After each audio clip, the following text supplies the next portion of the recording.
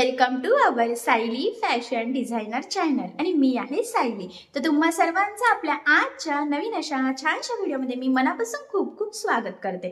तर कसे आहात तुम्ही? नक्कीच मस्त आणि मजेत असणार आहे आणि आपल्या आजच्या छानशा व्हिडिओला सुरुवात करूया। सो बघा, मग आज मी तुमच्यासोबत खूप सुंदर अशी latest trending blouse design share करणार आहे। कारण बरेचसे कमेंट्स येत असतात की नवीन डिझाइन सांग, आणि त्याबरोबर मी टाकण्याचा प्रयत्नही करत असते। आणि आजची सुद्धा डिझाइन खूप सुंदर युनिक आहे आणि नक्कीच ह्या डिझाइनमुळे आपल्या साडीला आणि ब्लाउजला खूप सुंदर असं लुक येईल। कारण होतं काय की त्याच डिझाइन बघून आपल्याला सुद्धा कळत नाही की डिझाइन कशी बनवावी। त्याचबरोबर मी तुम्हाला या संपूर्ण डिझाइनची कटिंग आणि स्टिचिंग अतिशय सावकाश स्टेप बाय स्टेप आणि खूप काही महत्त्वाच्या टिप्स अँड ट्रिक्स सांगणार आहे, जेणेकरून तुम्हाला आपला आजचा हा व्हिडिओ बघून अशी छानशी ब्लाउज डिझाइन बनवणं खूप सोपं जाईल।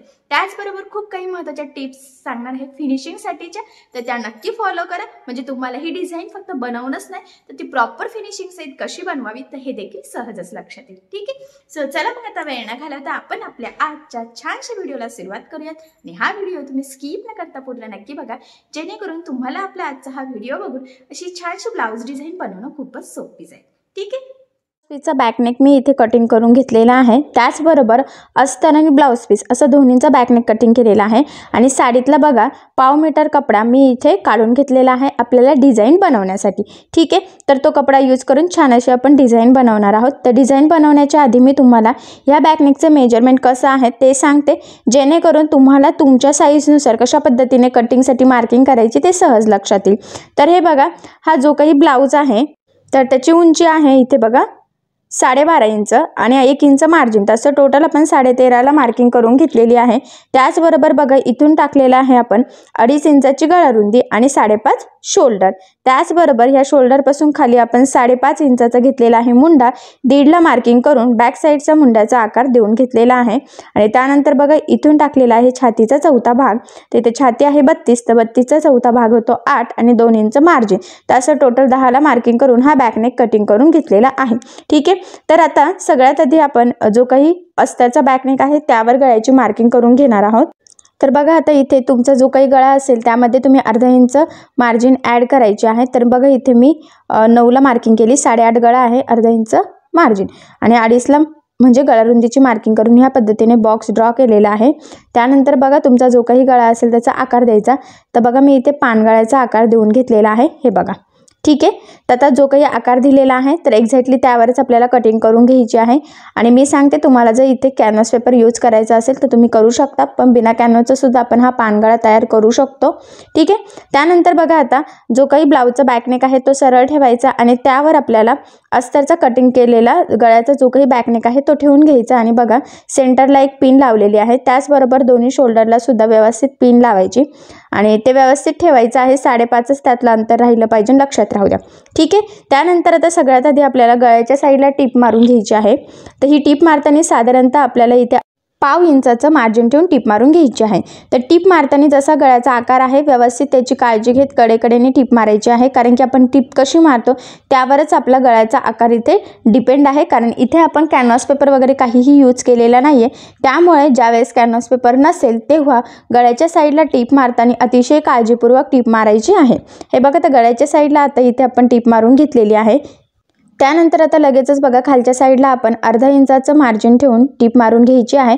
यामुळे काय होतं की आपल्याला इथे कमरपट्टी लावण्याची गरज पडणार नाही आणि गळा आणि कमरेचा साईड फिनिशिंग सहित सोबतच रेडी होतील। तर बघा खालचा जो काही ब्लाउज पीसचा एक्स्ट्राचा कपडा होता तो आपण कटिंग करून घेतलेला आहे। त्यानंतर गळ्याच्या मध्ये सुद्धा जो काही एक्स्ट्राचा कपडा आहे तर तो सुद्धा इथे आपल्याला कटिंग करून घ्यायचा आहे, हे बघा या पद्धतीने। ठीक आहे, त्यानंतर काय करायचं आता हा जो काही गळा आहे त्याला आपल्याला छोटे छोटे कट्स मारायचे आहे, जेणेकरून ज्यावेळेस हा बॅकनेक आपण सरळ करू त्यावेळेस त्याचा आकार व्यवस्थित आला पाहिजे, जसं आपण मार्किंग केलेले आहे सेम तसंच। त्यासाठी गळ्याला कट्स मारणे खूप महत्त्वाचं आहे। तुम्ही सुद्धा कुठलाही गळा असो तुमचा त्याला शक्यतो छोटे छोटे कट्स मारायचे, म्हणजे तो व्यवस्थित फोल्ड होतं आणि शेपसुद्धा व्यवस्थित येतं।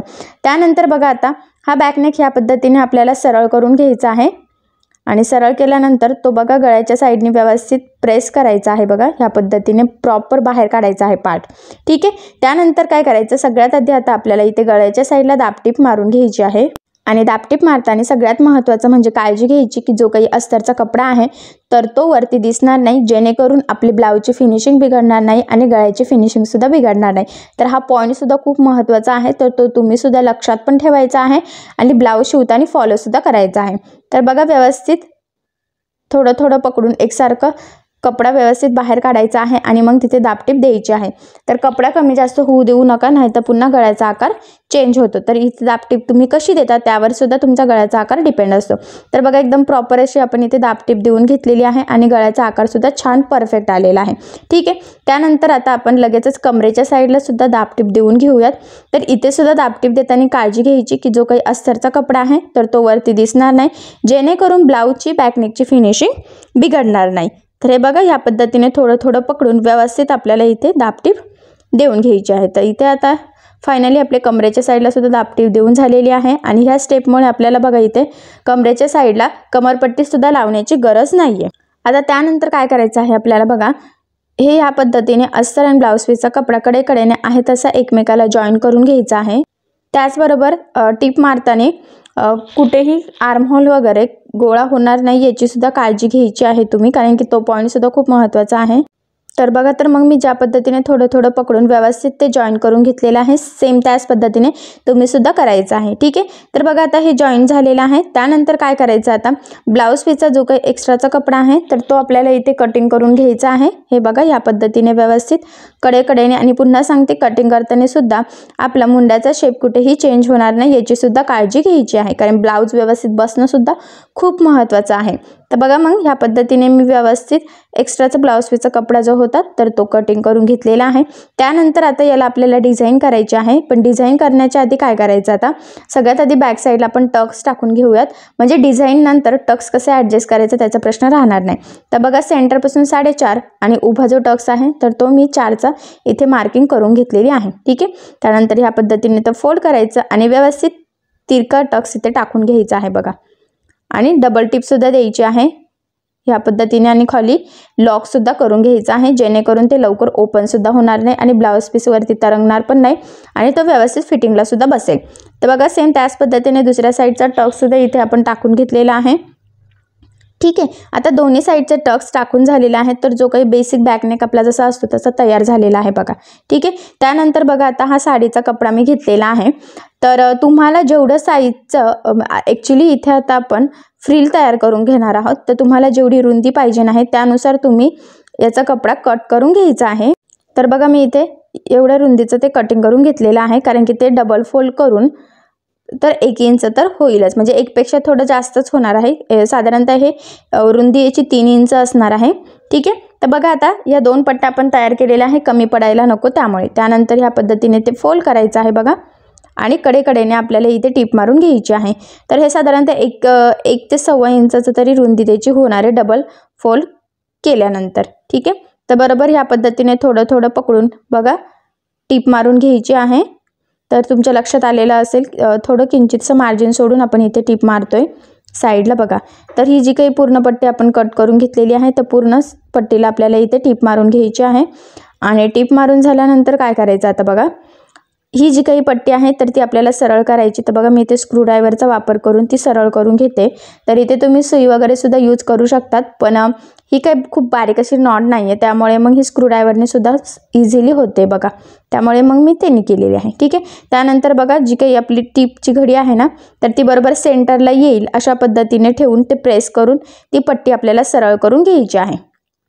त्यानंतर बघा आता छोट्या छोट्या प्लेट्स टाकत आपल्याला बरोबर मध्यभागी टीप मारायची आहे. लक्षात राहू द्या. हे बघा, तर मी छोटे इथे ह्या पद्धतीने प्लेट्स टाकत फोल्ड करत इथे टीप मारून घेत आहे.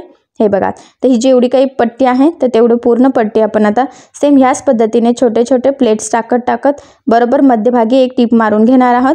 तर इथे तुम्हाला किती, हे म्हणजे वेगळीच पद्धतीची थोडीशी फ्रिल आहे, तर ती किती यूज करायची आहे त्यावर डिपेंड आहे की तुम्हाला किती मोठी पट्टी लागणार आहे. तर आपण इथे वन साइड डिझाईन बनवणार आहोत, त्यामुळे मग एवढी जी काही पट्टी आहे तर ती आपल्याला शक्यतो सफिशियंट होईल. लागली तर पुन्हा आपण बनवून घेऊ शकतो, पण मी जी काही एवढी एक पट्टी होती त्याच पट्टीमध्ये हे छोटे छोटे एकसारख्या अंतरावर बघा प्लेट्स टाकत बरोबर टिप मारून घेतलेली आहे. ठीक आहे. त्यानंतर बघा आता ह्या पद्धतीने आपल्याला ती फ्रिल ह्या बॅकनेकला लावून घ्यायची आहे. तर ती फ्रिल लावण्याच्या आधी इथे आपल्याला एक लेस लावायची आहे. तर बघा मी इथे गोल्डन कलरची लेस घेतलेली आहे. तर तुम्ही तुमच्या आवडीनुसार कुठलीही लेस इथे लावू शकतात. ॲक्च्युली गोल्डनमध्ये सुद्धा खूप काही शेड असतात, खूप वेगवेगळ्या प्रकारच्या डिझाईन्स असतात. सो तुम्ही तुमच्या आवडीनुसार किंवा कस्टमरच्या आवडीनुसार तिथे वेगवेगळे पद्धतीने लावू शकतात. ठीक आहे. आणि सगळ्यात महत्त्वाचं म्हणजे लेस लावताना लेसचाच कलरचा दोरा वापरायचा आहे, जेणेकरून आपली ब्लाऊजची फिनिशिंग छान येईल. त्यानंतर बघा मग इकडच्या साईडने मी व्यवस्थित तिथे आता कडेकडेने ती लेस लावून घेते. तर बघा ती फक्त अर्ध्यापर्यंतच लावायची आहे. बघा इथून मग मी ती पुन्हा त्या कट करून घेणार आहे उरलेली लेस आणि त्या लेसला डबल टिप देणार आहे, जेणेकरून जर डबल टिप दिली तर ती लेस प्रॉपर लागली जाते, कुठे उचकत पण नाही, छान अशी दाबलेली असते आणि फिनिशिंग पण छान येते. ठीक आहे. तर बघा ही लेस मी ह्या पद्धतीने लावून घेतलेली आहे. त्यानंतर काय करायचं आहे आता आपल्याला त्याच्या शेजारून अजून एक लेअरमध्ये तीच लेस लावून घ्यायची आहे. तर मी इथे थोडंसं बघा अंतर ठेवून ती लेस लावते. तर तुम्ही सुद्धा असंच लावून घ्यायचं आहे बघा. म्हणजे कसं तर मध्ये थोडंसं बघा ब्लाऊजचा शेड दिसतोय दोन्ही लेसच्या मध्ये, त्यामुळे छान असं लुक येतंय. आणि पुन्हा बघा बरोबर ॲक्च्युली हा पानगळ्याचा जो काही टोक होता ना त्याच्या किंचितसं पुढे लावलेला आहे आपण बघा इथपर्यंत. आणि पुन्हा या साईडच्या लेसला सुद्धा आपण डबल टिप देऊन घेऊयात, म्हणजे ती सुद्धा व्यवस्थित पॅक होईल, कुठे उचकणार वगैरे नाही. ठीक आहे. तर बघा आता एक साईडने इथे आपण लावून घेतलेली आहे 2 लेअरमध्ये लेस. त्यानंतर आता ही जी काही फ्रिल आपण साडीच्या कपड्यापासून बनवलेली आहे तर ती आपल्याला लावायची आहे. तर ती लावताना सुद्धा आपण इथे बरोबर सेंटरलाच बघा टिप मारून घेणार आहोत ह्या पद्धतीने. आणि जो काही पानगळ्याचा आकार आहे ना तर बरोबर त्या आकाराच्याच कडेकडेने लावून घेणार आहोत, व्यवस्थित एकसारखं मार्जिन ठेवून, जेणेकरून गळ्याचा आकारसुद्धा चेंज होणार नाही. आणि हे बघा ते एक्स्ट्राचं किंचितचं कट करून आतमध्ये फोल्ड करून ते ह्या पद्धतीने आता इथे लावून घ्यायचं आणि इथे बघा डबल टिप देऊन व्यवस्थित लॉकसुद्धा करायचं आहे.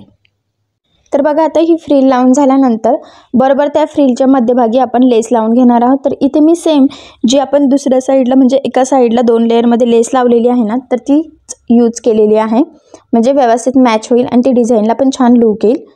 तर हे बघा ह्या पद्धतीने मग ती लेस आपण इथे लावून घेऊयात बरोबर सेंटरला. लक्षात राहू द्या म्हणजे बघा थोडंसं वेगळंच असं लुक आलेलं आहे त्या डिझाईनला पण आणि ते फ्रिलला पण. तर ती फ्रिलसुद्धा जरा वेगळ्या स्टाईलची तयार झालेली आहे आणि तुम्ही सुद्धा अशी फ्रिल बनवू शकतात. म्हणजे एका साईडची बनवण्यापेक्षा बघा ते दोन्ही साईडला व्यवस्थित छोट्या छोट्या फ्रिल दिसते आणि सेंटरला ती लेस दिसते, म्हणजे छान असं लुकसुद्धा आलेलं आहे. ठीक आहे. तर बघा आता इथे लेस लावून झाल्यानंतर आपण ह्या बॅकनेकला नॉड लावून घेऊयात. तर इथे मी गोल्डन कलरची जी काही आपली रेडीमेड नॉड असते तर ती यूज करणार आहे. आणि त्याचबरोबर बघा ब्लाऊजचा जो काही कपडा थोडाफार उरलेला आहे तर तो यूज करून इथे छोटेसे सिंपल असे त्रिकोणी फॅब्रिकचे लटकन तयार करून घेणार आहेत. तर तुम्ही तुमच्या आवडीनुसार कुठलेही कसेही प्रकारचे इथे लटकन यूज करू शकता. त्याचबरोबर मी आपल्या सायली फॅशन डिझायनर या चॅनलवर 10 लटकनचा एक व्हिडिओ टाकलेला आहे, जेणेकरून तुम्ही 10 वेगवेगळ्या प्रकारचे ब्लाऊज आणि साडीचा कपडा यूज करून छान असे लटकन तयार करू शकतात. त्याचबरोबर मार्केटमध्ये सुद्धा खूप सारे लटकन्स वेगवेगळ्या पॅटर्नचे अवेलेबल आहे.